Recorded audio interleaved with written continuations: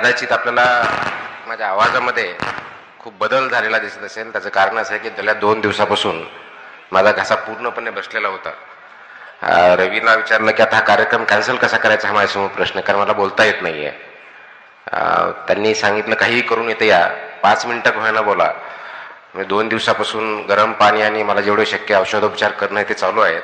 त्यानंतर आपल्यासमोर आज मी थोडाफार बोलू शकतो, अन्यथा रात्रीपर्यंत माझा घसा पूर्ण पॅक होता. त्याच्यामुळं मला खूप जास्त वेळ बोलता येणार नाही आहे, पण जेवढं शक्य आहे तेवढं मी बोलण्याचा प्रयत्न करेल. आणि आवाजामध्ये काही ब्रेक होत असतील किंवा योग्य येत नसेल तर त्यासाठी मी प्रथमतः आपली माफी मागतो. जास्त वेळ म्हणजे जनरली मी सर्वसाधारणपणे बोलताना 40, 45, 50 मिनटं बोलत असतो. कदाचित तेवढं शक्य होणार नाही, परंतु मग रवींना मी विचारलं की मी काही वेळ बोलेल, त्यानंतर काही प्रश्न जर असतील त्याचं उत्तर देण्याचा मी प्रयत्न करेन. अशा स्वरूपात आपण कार्यक्रम करूया, जेणेकरून आपण एवढ्या मोठ्या संख्येने आलेला आहात. त्यासाठी मला काही बोलायचे आहेत, माझे जे विचार आपल्यापर्यंत पोहोचवायचे आहेत, आपल्याबरोबर जो संवाद साधायचा आहे तोही उद्देश साध्य होईल आणि आपल्या मनात जे काही प्रश्न असतील त्याचेही उत्तर मला देणं शक्य होईल. अशा दृष्टिकोनातून आपण आजचा कार्यक्रम करण्याचा प्रयत्न करूया. मुळामध्ये मला हे माहीत नव्हतं की मला इथं पुरस्कार दिला जाईल. तसं असतं तर कदाचित तुम्ही इथं आलो नसतो, कारण आय नो की यासाठी मी काही डिझर्व करत नाही कोणता पुरस्कार भेटण्यासाठी. कारण मी फक्त माझं काम करण्याचा प्रयत्न करतो.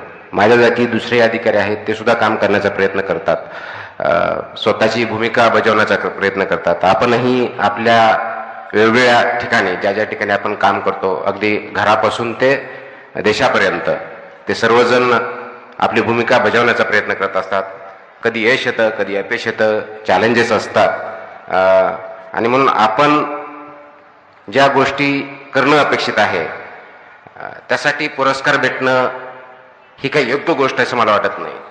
तसं असतं तर मग समाजामध्ये सर्वात जास्त पुरस्कार हे आपल्या आईवडिलांना भेटले पाहिजे होते. मला वाटत नाही आईवडिलांना कोणी पुरस्कार देतं, कारण त्यांच्या एवढी चांगली भूमिका जगामध्ये दुसरं कोणी करत असेल असं मला वाटत नाही. आणि म्हणून ज्यावेळेस ही डेट ठरली होती त्यावेळेस मी रवींना प्रश्न केला होता की नेमकं मला बोलायचं कोणत्या विषयावरती आहे. कारण मी नुसतं यायचं, सर्वसाधारणपणे बोलायचं आणि जायचं, हे माझ्या भूमिकेत मला पटत नाही. म्हणून मी जर येणार असेल तर काहीतरी एखादा योग्य टॉपिक पाहिजे जो की तुम्हाला महत्त्वाचा वाटेल, मलाही महत्त्वाचा वाटेल, आणि ज्याच्यातून आपण एक संवाद साधू शकू. त्या संवादातून काहीतरी आउटपुट येईल, काहीतरी चांगली गोष्ट जन्मास येईल, त्याच्यातून काहीतरी चांगलं परिणाम घडेल. त्या दृष्टिकोनातून विचार केल्यानंतर मग पालकत्व आणि नेतृत्व या विषयावरती बोलावं असं आमचं ठरलं. आणि त्या अनुषंगाने आज आपण इथं जमलेलो आहोत. त्याविषयी माझे थोडक्यात मी विचार मांडण्याचा प्रयत्न करणार आहे. मुळामध्ये जसं आता बोललो की आपण 21व्या शतकात ज्यावेळेस जगतोय, ज्याला औद्योगिक क्रांतीविषयी आपण आपल्या बालपणापासून, शाळेपासून, कॉलेजमध्ये खूप वेळ शिकलेलो आहोत इतिहासामध्ये. तशी औद्योगिक क्रांती जशी झाली तशी 4th इंडस्ट्रियल रेव्होल्यूशन ज्याला म्हणतो, IT च्या स्वरूपात, इन्फॉर्मेशन टेक्नॉलॉजीच्या स्वरूपात आपण अनुभवत आहोत.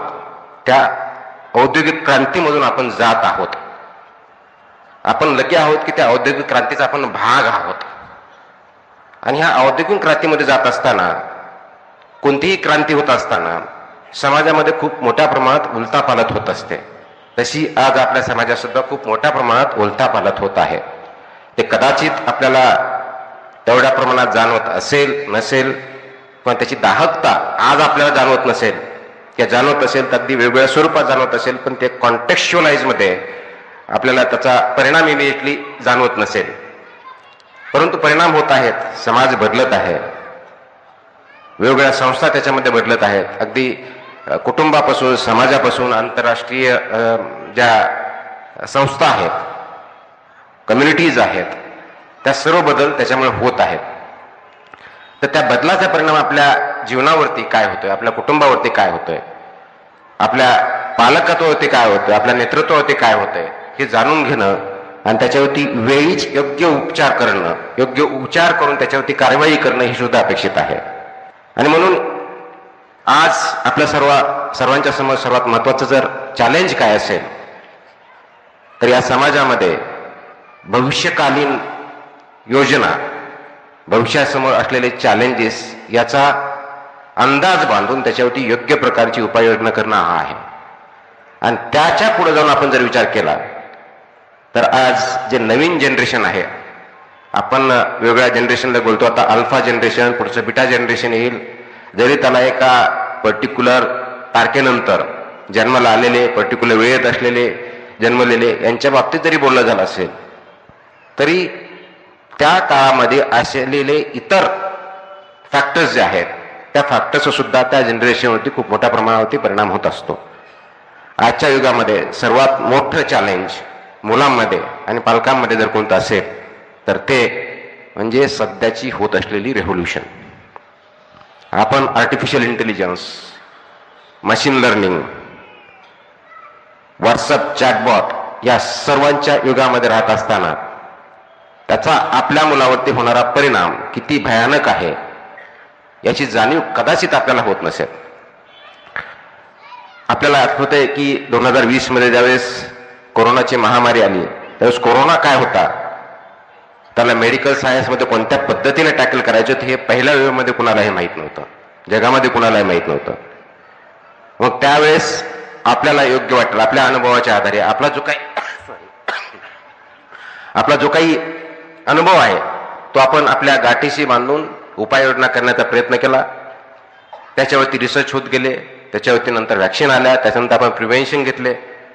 तरी लाखो करोडो डेथ झाले जगामध्ये. वेगवेगळ्या शासनाने वेगवेगळ्या पद्धतीने त्याच्यावरती मात करण्याचा प्रयत्न केला आणि फर्स्ट वेव्ह, सेकंड वेव्ह आल्यानंतर त्याच्यावरती एक सायंटिफिक मेथॉडॉलॉजीच्या माध्यमातून आपण त्याच्यावरती मात करू शकलो. तो जो पॅन्डेमिक होता तो एंडेमिक झाला. त्याच्यामुळे परत आपण पूर्वत अशी जीवनशैलीमध्ये येऊ शकलो. परंतु ते होत असताना त्या काळातले जे काही 6 महिने, 8 महिने, जवळजवळ 1 वर्ष आपल्या सामाजिक जीवनावरती खूप परिणाम झाला. त्याचा एक परिणाम हा आपल्या त्यावेळेसच्या शाळामध्ये न जाता व्हर्च्युअल लर्निंग, व्हर्च्युअल टीचिंग याच्यावरती झाल्यामुळे झूम ही नॉर्मल गोष्ट झाली. आणि त्या काळात शाळेच्या माध्यमातून मुलांचं नुकसान, अकॅडमिक नुकसान होऊ नये, शैक्षणिक नुकसान होऊ नये म्हणून व्हर्च्युअल टीचिंग आणि लर्निंग झालं. मोबाईलचा वापर वाढला, स्क्रीन टाइम वाढला आणि त्या स्क्रीन टाइमचे परिणाम आज आपल्याला त्या काळातल्या पर्टिक्युलरली स्कूल गोईंग चिल्ड्रन किंवा अडल्ट एजमध्ये त्यांच्यावरती खूप नेगेटिव्ह झालेले दिसतात. कारण त्या 1-1.5 वर्षात, 2 वर्षात शाळा फक्त लर्निंग टीचिंगसाठी नसते, तर समाजामध्ये कसं वापरायचं, सामाजिक संबंध कसे असावेत, कसं वागायचं, कसं बोलायचं या संबंधी सुद्धा तिथं शिक्षण होत असतं, विचारांची देवाणघेवाण होत असती. त्याचा नेगेटिव्ह परिणाम खूप मोठ्या प्रमाणात झाला हे आज आपण अनुभवत आहोत. त्याचा एक नेगेटिव्ह परिणाम हा इंटरनेट वापरल्यापासून ज्या इन्फॉर्मेशन किंवा मोबाईल वापरण्यामुळे मुलांच्यामध्ये स्क्रीन टाइम वापरण्यावरती झाला, ॲडिक्शन खूप मोठ्या प्रमाणात वाढलं. पर्यायाने लर्निंग ॲबिलिटीज कमी झाल्या.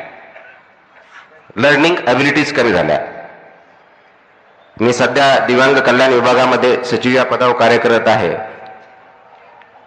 अनेक डिसेबिलिटीज पैकी इंटेलेक्च्युअल डिसेबिलिटी हा एक प्रकार आहे. 21 प्रकारच्या आपण ज्या वेगवेगळ्या डिसेबिलिटीज आहेत त्यापैकी intellectual disability, learning disability particular जे म्हणतो, असेही प्रकार या काळात वाढलेले आहेत, ज्याला इनिजिबल डिसेबिलिटीज म्हणतो. अटेन्शन स्पॅन खूप कमी झालेला आहे. हे का झालं?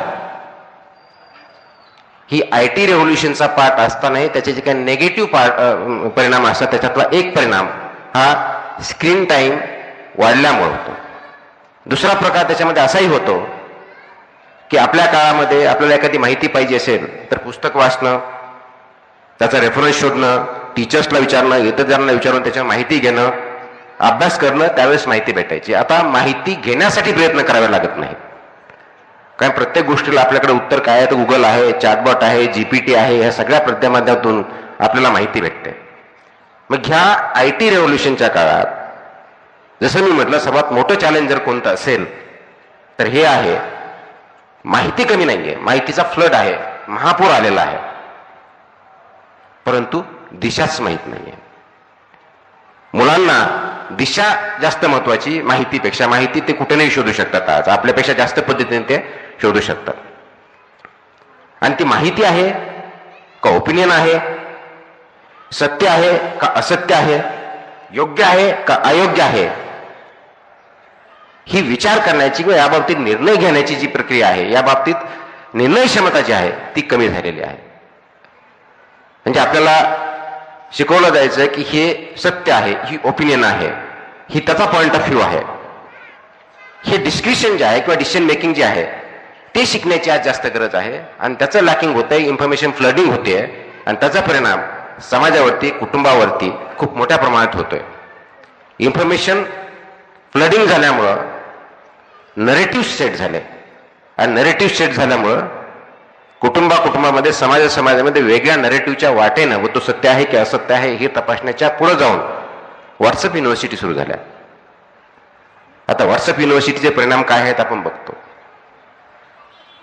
तर हे परिणाम आपल्याला होऊ द्यायचे नसतील तर पालकांची, शिक्षणाची, समाजाची जबाबदारी खूप मोठ्या प्रमाणावरती वाढलेली आहे. आणि ती जाणीव होणं, जाणीव करून देणं आणि त्याच्यावरती योग्य प्रकारे मात करणं ही समाजाला गरज आहे. आणि म्हणून 21व्या शतकात ज्यावेळेस आपण म्हणतो, जसं IT चॅलेंज आहे, जशी रेव्होल्युशन आहे तसं दुसरी बाजू चॅलेंज आहे, तशी कॉम्पिटिशन खूप मोठ्या प्रमाणावरती आहे. म्हणजे अगदी पहिलेच गेल्यानंतर 100 पैकी 100 मार्क भेटले पाहिजेत, पहिल्या दिवसापासून मार्क्स. पालकांची आपल्या मुलाकडून अपेक्षा की शाळेत तो पहिला आला पाहिजे, खेळात पहिला आला पाहिजे, फक्त आपल्याला अकॅडमिक नसताना एक्स्ट्रा करिक्युलर ऍक्टिव्हिटी पहिला आला पाहिजे, क्रिकेटमध्ये नाही तर कोणत्याही गेममध्ये अगदी आउटस्टँडिंग झालं पाहिजे. कोणतीही गोष्ट नंबर्समध्ये मोजायची सवय लागली. म्हणजे 90% मार्क आले म्हणजे अत्यंत वाईट, आणि 100च्या खाली नाही आला पाहिजे यासाठी प्रेशर मुलावरती, पालकावरती, शाळेवरती, टीचर्सवरती. परिणाम काय झाला? शिक्षण बाजूला राहिलं, मार्क्सच्या पाठीमागे लागलं. प्रत्येक गोष्ट मार्क्सच्या नंबरमध्ये गणली जाऊ लागले आणि त्याचा परिणाम मुलांचा विचारशक्ती काय आहे, त्याचे विचार कोणत्या दिशेने जात आहेत, त्याचा परिणाम काय होत आहे त्या विद्यार्थ्यावरती, पालकावरती, समाजावरती, याचा विचारपेक्षाही माझा मुलगा पहिला आहे का दुसरा आहे, दुसऱ्याच्या विद्यार्थ्यावर मुलाबरोबर त्यापेक्षा चांगला आहे का वाईट आहे, इन द सेन्स मार्क्स कमी आहेत का जास्त आहेत, याच्यावरती भर दिला जाऊ. याचा परिणाम समाजावरती फक्त आणि फक्त नंबर्समध्ये गणलं जाऊन घरामध्ये तीच परिस्थिती सुरू झाली. 2 जर मुलं असतील, तुझ्यापेक्षा हा चांगला का याच्यापेक्षा ह्याचे हे गुण चांगले, मग तुम्ही दोघं एकत्र नाही, याच्यापेक्षाही पुढे जायला पाहिजे. ही जी परिस्थिती निर्माण झाली याचा परिणाम कुटुंबामध्ये नेगेटिव्ह होत चालला. परंतु समाजामध्ये खरोखर पुढे जाण्यासाठी आवश्यक असलेल्या ज्या गोष्टी आहेत त्याबद्दलची विचार कमी होत चाललाय. जगण्याची स्पर्धा वाढली, जीवन कसं जगावं यापेक्षा आपल्याला जास्तीत जास्त पगार, मोठी नोकरी किंवा उद्योजक म्हणून पैसे कसे कमावे, श्रीमंत कसं व्हावं याच्यावरती भर लागला. सक्सेसची डेफिनेशन काय?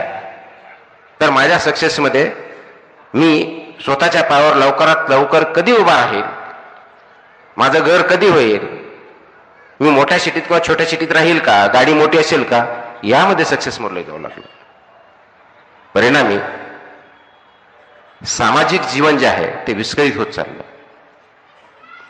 मग याचा पालकत्वाशी संबंध आहे का, शिक्षणाशी संबंध आहे का, समाजाशी आहे का, नेतृत्वाशी आहे का? तर ह्या सर्वांचा संबंध घरापासून, शाळेपासून, समाजापर्यंत सर्वांचा इंटिग्रेटेड आहे. ते करण्याची जबाबदारी आपल्या सर्वांची आहे. आणि म्हणून ते जर करायचं असेल, तो जर प्रॉब्लेम आपल्याला ऍड्रेस करायचा असेल, तर आपल्या पाल्यामध्ये, आपल्या मुलांमध्ये, आपल्या विद्यार्थ्यांमध्ये आपल्याला ही जी सामाजिक जाणीव आहे, सामाजिक मूल्य आहेत, कौटुंबिक मूल्य आहेत, ती जपासणे, त्यांच्यासाठी आवश्यक मूल्यवर्धन करणे आवश्यक आहे. नेतृत्व गुण त्याच्यामध्ये सांगणे, वागणे, त्यांच्यामध्ये अंमलात आणणे हे गरजेचं आहे. हे जर आपण करू शकलो नाही तर मुळामध्ये आपल्याला जो समाज अपेक्षित आहे, जो कुटुंब संस्था आपल्याला अपेक्षित आहे, जे राष्ट्र आपल्याला अपेक्षित आहे, आपण ते करू शकणार नाही. आणि म्हणून ती करण्याची जबाबदारी आपली सर्वांची आहे. ते करण्यासाठी सुरुवात आपल्याला घरापासून करावी लागणार आहे. आता काय करायचं घरामध्ये आपण ज्यावेळेस म्हणतो तर सर्वात महत्वाचा जो धागा आहे तो म्हणजे तंत्रज्ञानाचा जो वापर आहे त्याचा योग्य वापर आपल्या ध्येयासाठी निर्माण करा. तंत्रज्ञानाच्या गुलामगिरीत न जाता, म्हणजे तंत्रज्ञानामुळं आपण का आपल्यामुळं तंत्रज्ञान हे बघण्याची आज गरज आलेली आहे. जेव्हा सिंग्युलॅरिटी हा कन्सेप्ट जे IT क्षेत्रात काम करतात त्यांना माहिती आहे की सिंग्युलॅरिटीकडे आपण चाललोय का, म्हणजे उद्या मशीनच्या आहारी आपण जाणार आहोत, सगळ्या गोष्टी मशीन करेल, मशीनच्या म्हणण्याप्रमाणे आपण जाणार आहोत, की मानवनिर्मित जी मशीन आहे ती मानवाच्या चांगल्या गोष्टीसाठी, समाजासाठी किंवा पृथ्वी किंवा आपल्या सर्व जगासाठी चांगलं काही करणार आहे की याचा विचार करण्याची आपल्याला गरज आहे. दुसरी जी गरज आहे ते आपलं जागतिक परावलंबित्व खूप मोठ्या प्रमाणात वाढलेलं आहे. म्हणजे जगातल्या कोणत्याही ठिकाणी कोणतीही घटना घडली त्याचे परिणाम सर्व जगभर होतात. म्हणजे एका ठिकाणी छोटीशी चुकीची गोष्ट घडली ती जगामध्ये निगेटिव्ह इम्पॅक्ट करते. पॉझिटिव्ह घटना घडण्यासाठी आणि ती वाढवण्यासाठी सुद्धा ITचा वापर होतो. हे परावलंबित्व आणि परस्पर अवलंबित्व ही महत्वाची गोष्ट आहे. आपल्या जीवनामध्ये आपण विचार करत असताना लहानपणी आपण आई वडिलांवरती अवलंबून असतो. जसं आपण यंग होतो त्यावेळेस आपल्याला इंडिपेंडंट किंवा स्वतंत्र होण्याची एक भाषा आपण करायला लागतो की मी माझं स्वतंत्र होईल, मला नोकरी पाहिजे, मी कोणावर अवलंबून राहणार नाही, म्हणून त्यानंतर आपण इंडिपेंडंट होण्यासाठी प्रयत्न करतो. ते झाल्यानंतर आपल्या लक्षात येतं की आपण इंडिपेंडंट कधीच होऊ शकत नाही, पण परावलंबी राहू शकत नाही. तर परस्पर अवलंबून एकमेकाशी निगडीत असतो, म्हणून तो परस्पर संबंध व्यवस्थित जपणं हे आवश्यक असतं. म्हणून जगामध्ये सुद्धा फक्त माणसामाणसामध्ये नाही तर जगामध्ये सगळ्या देशामध्ये समाजामध्ये परस्पर अवलंब खूप मोठ्या प्रमाणात वाढलेला आहे. इंटरडिपेंडन्स खूप आहे. तो तसा फक्त माणसामाणसातच नाही तर पृथ्वीवरच्या सर्व गोष्टीमध्ये आहे. एन्व्हायरमेंटचा आणि आपला आहे, समाजाचा एका देशाची दुसऱ्या समाज आहे, जमिनीचा आणि पाण्याचा आहे. तर ते परस्पर अवलंबित्व जसं आहे तसं, कारण आपण एक सामाजिक प्राणी आहोत, आपला आणि एन्व्हायरमेंटचा संबंध आहे. सर्वात मोठा प्रश्न आज जगासमोर क्लायमेट चेंजचा आहे. त्या क्लायमेट चेंजचा आपल्यावरती खूप मोठ्या प्रमाणावरती परिणाम होत आहे. आपण त्याच्यामध्ये मिटिगेशन मेजर्स कोणते घ्यायचे, अडॅप्टेशन कसं करायचे याच्यावरती आपण विचार करतोय पण इम्प्लिमेंट करत नाही. समुद्राची पातळी वाढण्यापासून तर सीझन चेंज होण्यापर्यंत फ्लडिंग, म्हणजे मराठवाड्यासारख्या भागामध्ये जिथं कधी पाऊस पडत आहे तिथं फ्लडिंग येत आहे. थंडीचे दिवस कमी होत आहे, हीट वाढत आहे. पुण्याच्या या ठिकाणी ज्यावेळेस आपण बघत होतो अत्यंत चांगलं वातावरण असताना आज सर्वात पोल्युटेड सिटीपैकी ही एक मानली जाते. काही वर्षापूर्वी दिल्लीमध्ये, फक्त दिल्लीमध्ये पोल्युशन दिसायची वेळात आज मुंबई, पुणे सगळ्या ठिकाणी, इव्हन जगातले 100 टॉप मोस्ट पोल्युटेड सिटी जर बघितल्या त्याच्यापैकी जवळ 70पेक्षा जास्त सिटी आहे इंडियातल्या आहेत. हे प्रॉब्लेम जे आज आलेले आहेत ते का, तर परस्पर अवलंबित्व समाजामध्ये जगामध्ये खूप मोठ्या प्रमाणात वाढलेला असल्यामुळे त्याचाही आपल्याला सामना करायचा आहे. अगोदर बोलल्याप्रमाणे माहितीचा महापूर वाढलेला आहे. सत्य काय, असत्य काय, किंवा हे नरेटिव्ह कोणता, ओपिनियन कोणतं आणि पुढं कसं जायचं याच्यावरती आपल्याला काम करण्याची गरज आहे. आणि हे सगळ्यावरती जर मात करायची आहे तर नेतृत्व गुण आपल्यामध्ये, आपल्या पाल्यामध्ये, वेगवेगळ्या संस्थांमधून हे नेतृत्व गुण त्यांच्यामध्ये आले पाहिजेत. हे करण्याची आपल्या सर्वांची गरज आहे. आणि ते करायचं जर असेल तर एक डिसिप्लिन आपल्यामध्ये असण्याची गरज आहे. एक डिसिप्लिन लाईफ जगण्याची गरज आहे. डिसिप्लिन म्हणजे संकुचित वृत्तीची डिसिप्लिन नव्हे. जीवनामध्ये आपली भूमिका काय आहे ती समजून घेणं, इतरांची भूमिका काय आहे ते समजून घेणं आणि समजवणं, समाजाची भूमिका काय आहे ते समजणं, ते दायित्व पार पाडणं आहे. मी अनेक वेळेस म्हणतो की आपण स्वतःचा जॉब करत असतो. जसं मी म्हटलं की मी एक अधिकारी आहे, मला एक पर्टिक्युलर जॉब दिलेला आहे, तर जॉब जवळजवळ सर्वजण करत असतात, पण आपली भूमिका आपण पार पाडत असतो का? कारण जॉब मी 10 ते 6 केला, सर्व फाईल व्यवस्थित ज्या वेळच्या वेळी डिस्पोज केल्या, निर्णय घेतले, कोणतेही पत्र प्रलंबित ठेवलं नाही, म्हणजे माझा जॉब झाला. परंतु मी माझी भूमिका पार पाडली का ही त्याच्यापेक्षा खूप मोठी, हे महत्वाचं मुद्दा आहे. म्हणजे समजा मी आता दिव्यांग विभागात जर काम करत असेल तर फक्त दिवसभर आलेले पत्र, काय निर्णय घ्यायचे निर्णय घेतले, खाली सर्वांनी जे काम करायला सांगितलं ते सांगितलं, दिव्यांगांना काय बेनिफिट द्यायचे ते दिले, म्हणजे माझं काम झालं, जॉब झाला. परंतु माझी भूमिका म्हणून दिव्यांग व्यक्तींना न्याय देणं ही जी माझी भूमिका आहे ती न्याय पूर्ण पाडली का? त्यासाठी ज्यापेक्षाही पुढे मला जावं लागणार आहे ती न्याय मी समजून घेतला का? दिव्यांग क्षेत्रामध्ये वेगवेगळ्या संस्था काम करतायत, दिव्यांग क्षेत्रामध्ये वेगवेगळे व्यक्ती काम करतायत, दिव्यांग व्यक्तीचे वेगळे प्रॉब्लेम असू शकतात, त्या कुटुंबाचे वेगळे प्रॉब्लेम असतात, त्या आर्थिक अडचणी असू शकतील, सामाजिक असू शकतील, त्यांना फिजिकल किंवा मेडिकलच्या दृष्टिकोनातून असू शकतील. तर त्या समस्या समजून त्यांना मी न्याय देऊ शकतो का? आणि फक्त शासनाच्या वतीनं नव्हे तर समाजामध्ये त्यांची न्यायाची भूमिका जी आहे त्यांना मी न्याय देऊ शकतो का? त्यांना समाजामध्ये डिग्निटी लाईफ जगण्यासाठी मी फक्त प्रयत्न न करता डिग्निफाईड लाईफ देण्यासाठी, त्यांच्याविरुद्ध कोणत्याही प्रकारची अट्रॉसिटी होणार नाही हे बघण्यासाठी समाज त्या दृष्टीने मी तयार करू शकतो का? आणि समाजामधली मंडळी त्यांना एक आपला इंटिग्रेटेड की या समाजात डिग्निफाईड सिटीजन आहेत या दृष्टीने त्याच्याकडे बघतो का? ही भूमिका मी ज्यावेळेस समजून घेतो, ती भूमिका आपल्या नवीन पिढीसाठी, विद्यार्थ्यांसाठी, मुलांसाठी, पालकांसाठी आपण एक पार पाडतोय का ही करण्याची गरज आपल्यासमोर आहे. आणि म्हणून डिसिप्लिन लाईफ म्हणजे काय? तर 6व्या वर्षी समजा मुलांना शिक्षण देण्यासाठी आपण शिकवतोय का? त्यांना शिस्त लावतोय का?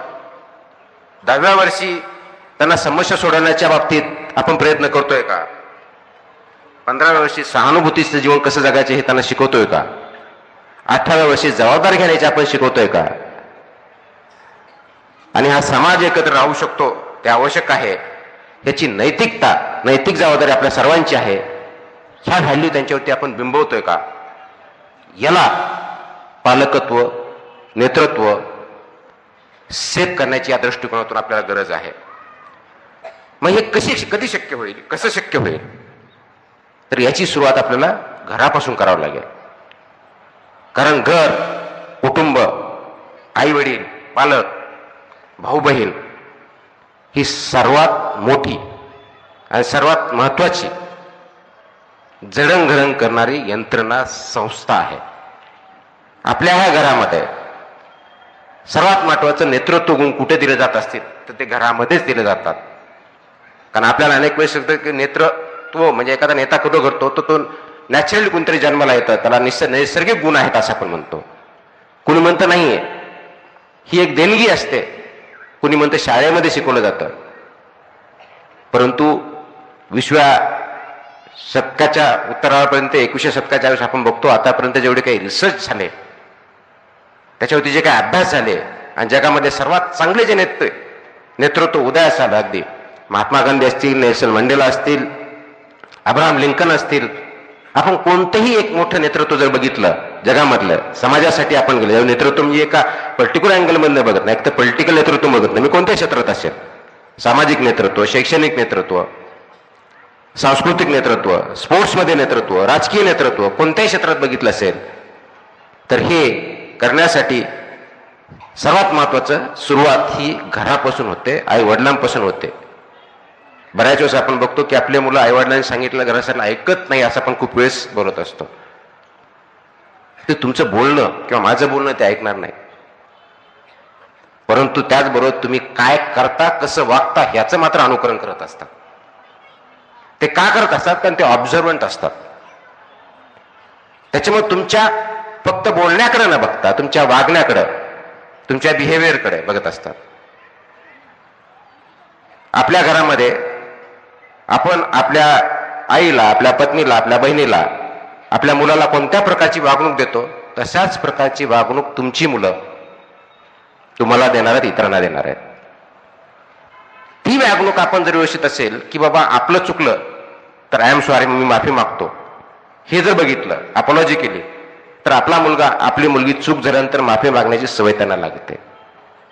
परंतु चूक असतानाही आपण जर म्हटलं की तू खूप शहाणा आहेस, तू खूप शहाणी आहेस, तर आपला मुलगा मुलगी सुद्धा त्याच पद्धतीने वागणार, म्हणजे आपलं अनुकरण करणार आहेत. तर आपण घरामध्ये कोणते गुण द्यायचे हे फक्त बोलण्यातून न जाता आपल्या कृतीतून यायला पाहिजे, कारण त्याचं अनुकरण आपले मुलं पाल्य इतर करणं असतात. मग घर ही नेत्रातून सर्वात मोठी शाळा आहे. तुम्ही जर कंपॅशनेट राहिलात, करुणामय राहात, इतराबद्दल चांगल्या पद्धतीनं तुम्हाला एखादं अडचणीत असेल त्यांना मदत करण्याची आपण सवय लावली घरामध्ये, नांदेड सिटी आहे सिटीमध्ये, समाजामध्ये किंवा शाळेमध्ये, त्याचं अनुकरण आपले विद्यार्थी, मुलं, पाल्य किंवा आपले सवंगडी मित्र हे करणार आहेत. आपण जर बघितलं नाहीये, असंच असतं. आपण बघून एखाद्याकडं ऍक्सिडेंट झाला तिथं आपण नुसतं बघून ठीक आहे, आपल्याला काही घेणं नाही, आपला काही ऍक्शन नाही, आपण बाहेर निघून जायचं. तर हीच परिस्थिती होते. कमेंट करताना मात्र आपण म्हणतो अरे तो ऍक्सिडेंट झाला त्याच्याकडे कुणी बघितलं नाही, आणि आपण जातानाही मात्र तेच बघतो. मग आपण गुण कोणते आपण विद्यार्थ्यांना, मुलांना देणार आहोत, ही महत्वाची गोष्ट आहे. व्हॅल्यूज कोणत्या आपण इम्बाईब करतो, फक्त बोलण्यातून नव्हे, आपल्या वागण्यातून आणि कृतीतून. मग तिथे कामाच्या ठिकाणी असेल, घराच्या ठिकाणी असेल, कम्युनिटीमध्ये असेल, मित्रमैत्रिणींशी बोलताना असेल, किंवा घरामध्ये सर्व मेंबर्सला वागणूक देताना असेल. हे नेतृत्व गुण आपण कशा पद्धतीने करतो याच्यावरती आपला समाज, आपलं कुटुंब, आपलं राष्ट्र अवलंबून आहे. आणि म्हणून आपल्याला सर्वात महत्वाची जी गोष्ट आहे ती घरापासून सुरुवात करावी लागणार आहे. आपण फोकस करतो अकॅडमिक एक्सलन्सवरती. माझा मुलगा सर्वात चांगल्या शाळेत गेला पाहिजे, सर्वात विषयात चांगले गुण मिळवले पाहिजेत.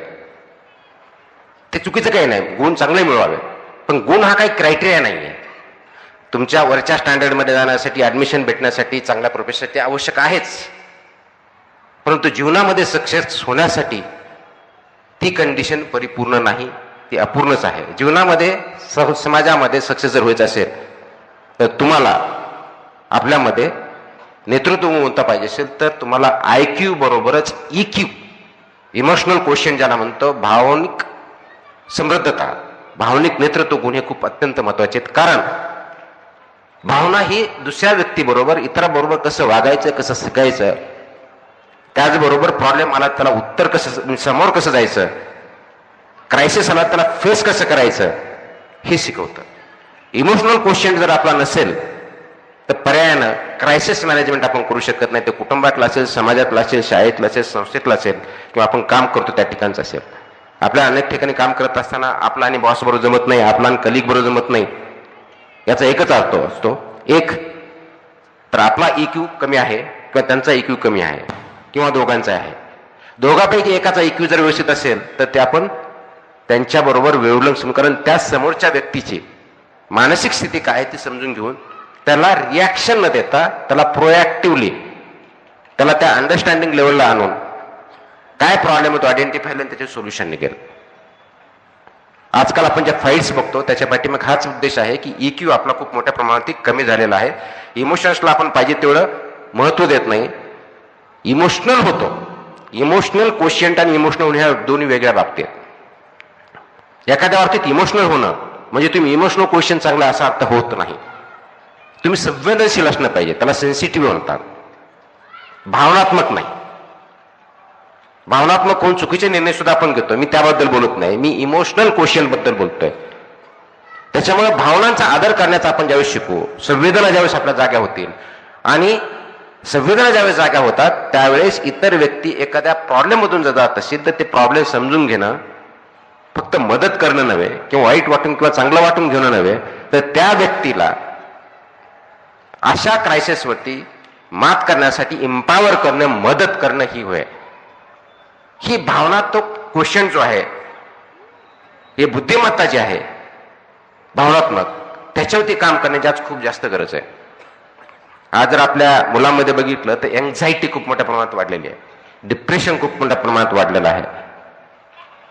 त्याचा परिणाम काय होतोय तर त्यांना निर्णय क्षमता कमी होते आणि आपण त्यांना अंडरस्टँड करू शकत नाही.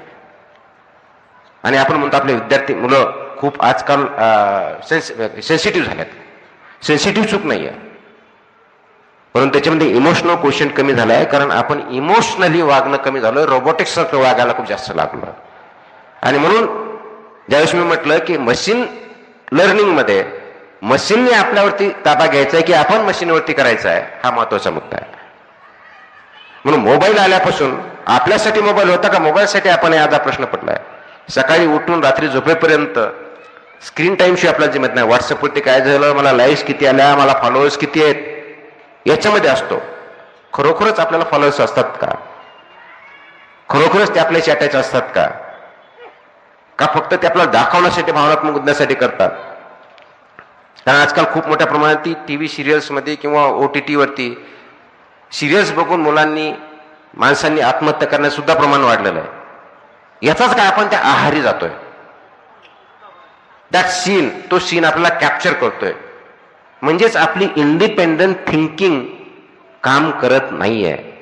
We are so much influence by this forces, negative forces in particularly, की आपल्याला रॅशनॅलिटी कळत नाहीये. रॅशनल विचारसरणी आपण करण्यामध्ये कमी पडतोय आणि त्याचा परिणाम आपल्या अपब्रिंगिंगवरती, समाजावरती होतोय, कुटुंबावरती होतोय. याच्यावरती काय केलं पाहिजे तर इमोशनल इंटेलिजन्स वाढवण्यावरती खूप मोठा बळ देणं गरजेचं आहे. त्यासाठी आपले नातेसंबंध, मी नातेसंबंधामध्ये फक्त आणि फक्त कुटुंबातल्या बोलत नाही, आपली समाज संस्था जी आहे त्यांनी परत आपल्याला खूप मोठ्या प्रमाणावरती इंटरकनेक्टनेस वाढवण्याची गरज आहे. ते करण्याची गरज आहे असं वाटतं. तिसरी गोष्ट आहे ते आपल्या कुटुंबामध्ये कोणत्या ना कोणत्या कारणास्तव आज्ञाधारकपणा पाहिजे. आज्ञाधारकपणा वाईट नाहीये, पण आज्ञाधारक पदाच्या नावाखाली आम्ही म्हणेल ती पूर्व दिशा, आम्ही म्हणेल ते खरं. मुलांनी उलटे प्रश्न विचारायचे नाही. तू उलटा बोलू नकोस, तो तुझ्यापेक्षा वयाने मोठा, त्याच्यामुळे तो म्हणेल ते खरं. असं जर असतं तर नोबेल प्राइज सगळे फक्त वरिष्ठ 90-100 वर्षांच्या व्यक्तींनाच गेलेले असते किंवा सर्वतोषात तेच असते, वय जर हा क्रायटेरिया घेतला तर. आणि आपण त्या आज्ञाधारकतेच्या नावाखाली जिज्ञासा मारतोय, ही चूक करतोय. क्वेश्चन करणं ही जिज्ञासेची पहिली पायरी आहे.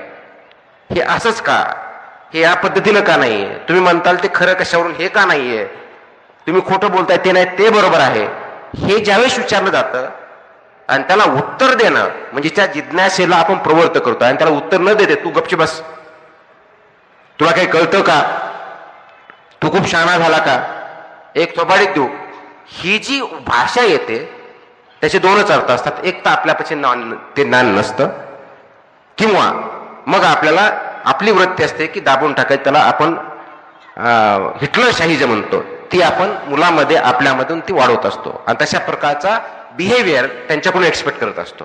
ज्यावेळेस हे बिहेवियर आपण आपल्या मुलाकडनं, विद्यार्थ्याकडून एक्सपेक्ट करतो, समाजामध्ये एक्झॅक्टली तेच होतं. आणि म्हणून आपल्याला काय पुढं न्यायचं आहे तर आपल्याला जिज्ञासा ही जी आहे वाढवायची, वैज्ञानिक वृत्ती वाढवायची, क्वेश्चन करता आला पाहिजे प्रत्येक गोष्टीला. ते वाढवलं तर आणि तरच आपल्याला समाजामधले जे प्रॉब्लेम्स आहेत ते सॉल्व्ह करण्याच्या दृष्टीनं मदत होईल. म्हणून प्रॉब्लेम सॉल्व्हिंग ॲबिलिटी आपल्याला पाहिजे, क्रिटिकल थिंकिंगची ॲबिलिटी पाहिजे. रोट लर्निंग नकोय, रोट लर्निंग आपण पुढे जाणार नाहीये. म्हणून आपली घरामधली असेल, शाळेतली सिस्टम असेल किंवा समाजातली असेल तर ती आपल्याला जिज्ञासा कशी वाढेल या दृष्टिकोनातून आपल्याला प्रयत्न करायचा आहे. आणि म्हणून त्याचं काम हे घरापासूनच सुरुवात झालेली पाहिजे.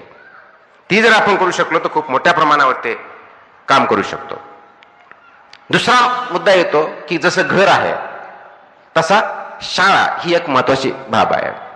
आणि शाळा ही प्रयोगशाळा असली पाहिजे. कशाची प्रयोगशाळा? नेतृत्व घडवण्याची. रोट लर्निंग नकोय.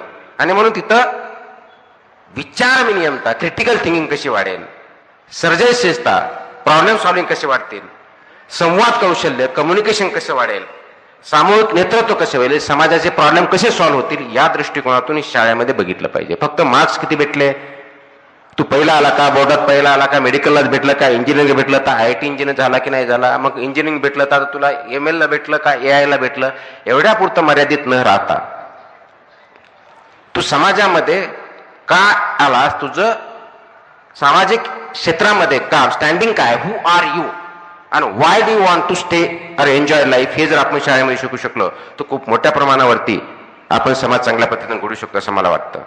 आणि म्हणून हे करण्यासाठी कोणते नेतृत्व गुण आपण आपल्या विद्यार्थ्यामध्ये, शाळेमध्ये, घरामध्ये, समाजात सुचवलं पाहिजे तर धैर्य, करेज हे सर्वात महत्वाचं आहे. कोणत्या गोष्टीला भिवून न जाता धैर्याने सामना करता आला पाहिजे. आपल्याला you should be able to face the problem आणि ते सॉल्व्ह करता आला पाहिजे. त्याच्यामुळे धैर्य महत्वाचं आहे. ते करण्यासाठी आपलं कॅरेक्टर ज्याला म्हणू, जे सर्वात आपण ज्याला ज्या दृष्टिकोनातून नैतिक धैर्य जसं म्हणतो, मॉरल करेज काय आहे, तसं कॅरेक्टर काय आहे. जसं प्लेटो म्हणतो की are you made up of a gold or iron or a silver, तशी गोष्ट आहे की आपलं कॅरेक्टर असं पाहिजे की कोणत्याही क्रायसिसला फेस करण्याच्या दृष्टिकोनातून योग्य मार्ग काढू. क्रायसिसमधून पळून जाण्याचं कॅरेक्टर नको. नाही तर ज्या ज्या वेळेस असे प्रश्न येतात त्यावेळेस फक्त आपण पाठीमागे सरायचं, दुसऱ्याच्या पाठीमागे, त्याला नेतृत्व म्हणत नाहीत. मिलियन्स आपल्या करत नेतृत्व कधीही नेतृत्व तयार करतं, फॉलोअर्स तयार करत नाहीत. मग कॅरेक्टर बिल्डिंग ही महत्वाची गोष्ट असते. सहानुभूती, इतराबद्दल आदर, इतर व्यक्ती, समाज, इतर विचारसरणी याच्याबद्दलचा आदर निर्माण करणं ते विचारातूनच होऊ शकतं आणि आचरणातून होऊ शकतं. फक्त बोलते सुधारक न राहता करते सुधारक होणं गरजेचं आहे. त्या दृष्टिकोनातून आपण पावलं उचलली पाहिजेत. ती घरापासून आले पाहिजे, शाळेतून आले पाहिजे, समाजाच्या वागण्या बोलण्यातून सुद्धा आलेली पाहिजे. आणि हे करण्याच्या दृष्टिकोनातून ज्या महत्वाच्या गोष्टी आहेत त्या विद्यार्थ्यांमध्ये, पालकांमध्ये कोणते गुण असायला पाहिजे, तर त्यांनी स्वतःवरती विश्वास ठेवणं, अगदी लिमिट, तुमच्यावरती दुसरा कुणाचाही विश्वास नाही तरी चालेल, स्वतःच्या वरती विश्वास पाहिजे की ही मी करू शकतो. हे करण्यासाठी आवश्यक पावलं, काम करण्याची माझी तयारी आहे, कष्ट करण्याची मी तयारी, हे नेतृत्वाचे गुण त्यांच्यामध्ये आले पाहिजेत. संकटावर मात करणं हे त्यांना आपण शिकवलं पाहिजे. म्हणून एखादा प्रॉब्लेम आल्यानंतर विद्यार्थ्यांना त्याच्यापासून किंवा मुलांना त्याच्यापासून दूर न ठेवता ते फेस कसं करतात त्यांना पाहू द्या. एक्सपिरियन्शियल लर्निंग दिलं पाहिजे. अनेक वेळेस आपण बघतो की म्हणतो की शिक्षकाचा मुलगा शिक्षक होतोय, IAS मुलगा IAS होतोय, राजकारणाचा मुलगा राजकारणात जातोय. हे जीन्समध्ये नसतं. हे त्या व्यक्तीकडे बघून, त्यांचा रोल बघून, ते कशा पद्धती वागतात हे बघून त्याच्यावरती पावलं टाकून एक्सपिरियन्सच्या माध्यमातून ते अनुभव घेऊन ते शिकतात आणि त्याच्यावरती काम करण्याचा प्रयत्न करतात. म्हणून त्या गोष्टी घडतात. तर आदर्श समाज घडायचा असेल तर आपल्याला अगोदर आदर्श घर बनवावं लागेल, आदर्श शाळा बनवावं लागेल, आदर्श कम्युनिटीज बनावं लागतील आणि पर्यायानं आदर्श समाज आणि आदर्श जग आपल्याला तयार होईल. त्याच्यामुळे निश्चित आपल्याला स्वतंत्र विचार करणे, इंडिपेंडंट थिंकिंग ही प्रमोट करावी लागेल. मी त्या विचाराशी सहमत नाही म्हणून त्याची मुस्कटदाबी करणं हे चांगल्या समाजाचं, चांगल्या घराचं किंवा चांगल्या व्यक्तीचं गुण नाही आहे. त्याच्यामुळे इंडिपेंडंट थिंकिंग कशी होईल, क्वेश्चनिंग द स्टेटस कसं होईल आणि समाजामध्ये पॉझिटिव्ह बदल कसे होतील हे आपल्याला बघावं लागेल. आणि या सगळ्यांचा पाया हा नैतिकतेवरती अवलंबून आहे. व्हॅल्यू बेस्ड हा आहे.